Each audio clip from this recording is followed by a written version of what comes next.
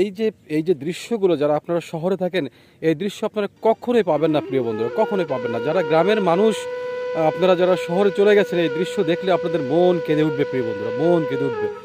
তুমি যে এই যে ছাগল তো পানিতে থাকে না, তা তুমি ছাগল নিয়ে আসছো পানিতে, তোমার ছাগল কি খাবে এখানে? তুমি কোন ক্লাসে পড়ো? বিয়ে হয়ে গেছে? আচ্ছা, তোমার নাম কি বললে? তোমার ছাগল কয়টা? তা তুমি মানে এই যে এখন তো পানি ভরা, এই তুমি ছাগল কিভাবে কি খাবে এখানে? তো ছাগল কি এমনি বাড়তি খাবার খাওয়াও না, শুধু ঘাসই খাওয়াও? ঘাস খাই, বাড়ি ভুসি আছে, পালিশ আছে।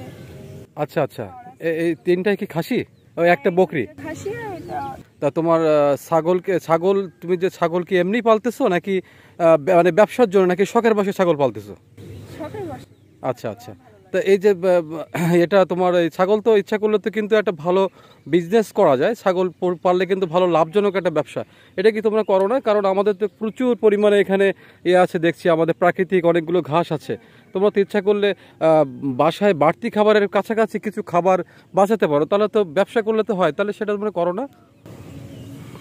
সেটা তো আছে, আশপাশে অনেকে এরকম করে, কিন্তু আমি আমার বাচ্চার স্কুলে নিয়ে যেতে হয়, আমি একটু দেখুন প্রিয় বন্ধুরা, আমাদের গ্রাম বাংলার মেয়েরা তারা কিন্তু বাড়ির কাজের পাশাপাশি কিছু বাড়তি আয়ের জন্য ছাগলও পালে।